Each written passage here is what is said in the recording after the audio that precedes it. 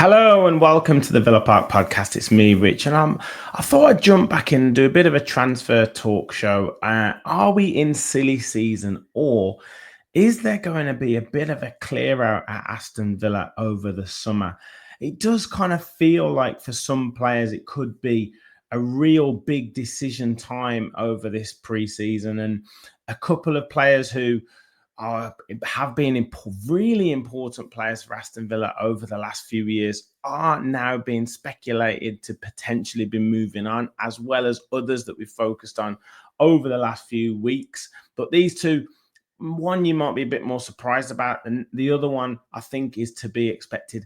And then also with potential incomings, are we going to see a bit of a revolving door for Aston Villa transfers? Now, we know a lot of it depends on which type of European competition we're going to be in next season, but it does feel like there could be a real revolving door and a real sort of transition period for Aston Villa with signings to come over the summer.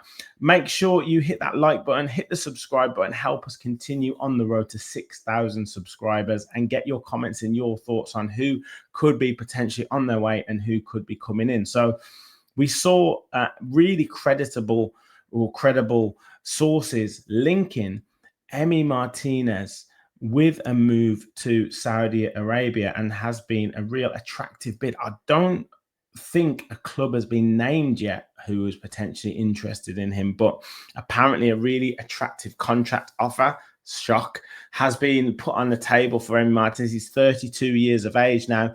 He has been an absolute amazing goalkeeper for us over the past few years. But has there been a one or two signs this season that he's maybe starting to suffer a little bit with form? You know, some mistakes, the number of goals we've conceded from the first shot on target, maybe not quite as many match-winning performances. And if you think about quality goalkeepers, they should really be worth about 12 to 15 points a season. And could we say that Emi Martinez has won us 12 to 15 points this season? He may have lost us points this season as opposed to have won us points this season. Now, that's not to say he's not a fantastic goalkeeper. That's not to say he couldn't get back his form and find his form next season if he is to stay. But would we be prepared to listen to an offer? Would he be prepared to look at a huge contract offer at 32 years of age, maybe a big 4-5 year contract to go out to Saudi, earn absolutely ridiculous sums of money, maybe do 2 or 3 years there and come back to a club in Europe and finish his career? So we know 32 isn't that old for a goalkeeper. He's probably got about 5-6 years left in him at the top level. So would it be something that Aston Villa would entertain? We'll come back to the goalkeeper scenario in a second, but let me know your thoughts in the comments. Is it time potentially to start looking and listening to offers for Emi Martinez? Would it have to be a Saudi club that he goes to, or could he go to a club in Spain? Could he go to a club in Italy? Could he even go to another club in the Premier League? I probably couldn't see that. I think he probably loves Villa too much. He's got too much of a connection with Aston Villa. He's been here maybe too long to kind of compete against them. I don't know if Aston Villa would let him go to a Premier League club either. So that would be something that I don't think would happen. But let me know your thoughts in the comments, and we'll come back to the goalkeeper conversation in a second. But Leon Bailey has also been linked with a move away to Saudi as well. Now, we know we've got history. John Duran gone to a Saudi club. Moussa Diaby gone to a Saudi club. We know our situation potentially with PSR, although it's meant to not be as bad as feared last season. We might not be scrambling around to sell a player by the 30th of June deadline. But again, depending on our European competition, we might need to generate funds, particularly to maybe spend them and improve the squad in other areas. And Leon Bailey has found himself on the edge of the squad this season, hasn't had anything like the season he's had last season. Some down to injury, some down to loss of form, maybe some down to lack of competition. He came on for a brief cameo against Crystal Palace, was man of the match, and that shows you how terrible Aston Villa's performance was because he only played for 20 to 25 minutes. But generally this season, other than a few fleeting moments, he hasn't captured anywhere near the form that he did the season before. Now, again, a full pre-season, a knuckling down of his attitude, and getting back to full fitness over the summer could bring back a fit and firing and sharp Leon Bailey. Or do you cash in? We paid, was it 30 million, something like that for him? Could we cash in for 40 million, maybe 45 million from a Saudi club? And he goes on to earn ridiculous sums of money out there as well. So that, I think, is likely to happen. I do see that, but there could equally be clubs across Europe that are interested in him as well. We know he's a good player, but we know that he can be inconsistent as well. And we might look to put the time and effort into Daniel Marlon, bring another younger player through who might be able to compete for that position. So Daniel Marlon, Emi Martinez, could they be on their way to Saudi? Now, the goalkeeper situation, it looks like Monchi has been watching Joan Garcia of Espanyol. I believe he's been out watching him already, and we are ready with a 25 million euro bid, which I believe is his release clause. As I say, has played 50 times for Espanyol, graduating through their B team, and has represented Spain from under 17s up to under 21 level. Now, looking at Espanyol, obviously not one of the fashionable teams in La Liga, but they're currently sitting in 13th position, which I would imagine is a really respectable league position for them. Have recently been on a run of 3 wins in a row. They've drawn and lost their last 2, though, but only conceded 42 goals across 33 league games. So not a bad record in terms of defense. And for Joan Garcia, in terms of his statistics, 7 clean sheets this season, 33 appearances, and started 33 games. And on FOTMOB has a rating of just over 7. So he's one of the highest rated goalkeepers across Europe, and I guess we're trying to steal a march on him over other clubs across Europe. Now, his strengths, according to SofaScore, are high claims, handling, and consistency, and he's only 23 years of age. Now, would this be a goalkeeper who is looking for the step up to become a first choice goalkeeper within a Champions League or Europa League competing team? Or is he going to come in and be real competition, but still maybe that understudy to Emi Martinez?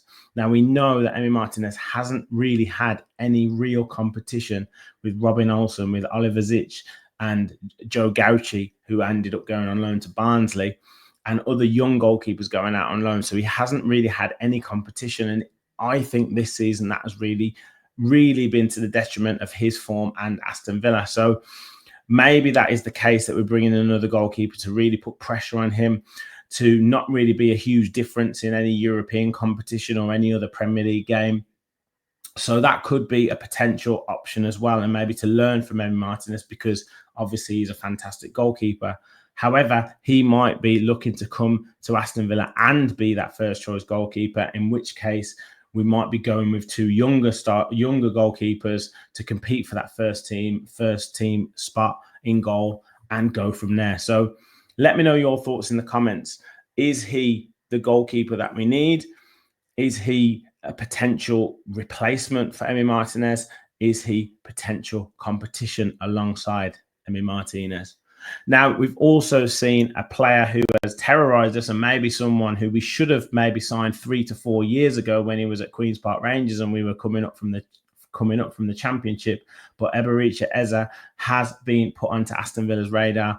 He seems like he's ready to leave Crystal Palace, if reports are to be believed, and Aston Villa are one of the clubs that are interested in signing him. Now, I'm sure a number of clubs will be interested in him, right from the likes of lowly Tottenham Hotspur and Manchester United. but Aston Villa could be a club and a destination for him. I would personally absolutely love it if we could sign someone like Eberechi Eze, can play in that number 10 position, can play on the left-hand side, can play on the right-hand side. We've seen maybe Morgan Rogers not quite fit into that wide position, that wide forward position, whereas Eze would be phenomenal. And imagine how he might link up with Morgan Rogers in that number 10 position, and the interchanging of positions would be fantastic. So that would be a really exciting signing, but I think would be huge competition for his signature. And we would certainly need to have, I think, Champions League football to be able to attract someone of his quality. Newcastle, I'm sure, will be interested in him. If Nottingham Forest get Champions League football, they could be interested in him. And imagine him with the likes of Elanga and Gibbs White and Hudson-Odoi. It would be fantastic. And even someone like Manchester City, I could see him going there and doing very well. So the competition for Eze will be fierce. And we could probably do with signing a few more Crystal Palace players like Ismaila Sarr, Adam Wharton, Jean-Philippe Mateta. So watch this space on the Crystal Palace front. There's also been some brief talk about Morgan Rogers and Chelsea being interested in him. That I don't see that happening. Although 100 million bid, something like that. Well, we'll see if we'll talk on that one, but. Morgan Rogers has just recently signed a big long-term deal. I think he's a huge part of Aston Villa's future, and certainly won't be one that we move on. But like I said right at the start of this video, I do think there could be a bit of a D-Day for a number of Aston Villa players. Yes, the fringe players like Buendia, obviously Coutinho, Dendoncker, one or two of the others that are really on the fringes. The younger players like the Louis Barrys, the Kane Kessler-Haydens, who've done very well at Preston. Those guys moving on. But the likes of Ollie Watkins, Emi Martinez, Leon Bailey, Matty Cash, Luca Dean, some of these players might well be looking to move on. Even the likes of Pau Torres, even the likes of Boubacar Kamara, who I really don't want to lose, but he hasn't signed a new contract yet, and he's probably weighing up his options depending on what European competition we get into. So it could really be a summer of real change at Aston Villa.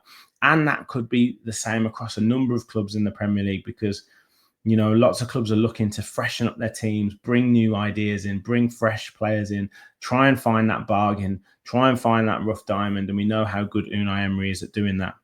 So that's it from me with regards to transfer talk. Martinez and Bailey to Saudi. Can you see it? Joan Garcia, the new goalkeeper for Aston Villa. Is that going to happen? And Eberechi Eze to Aston Villa to link up or potentially to replace Morgan Rogers.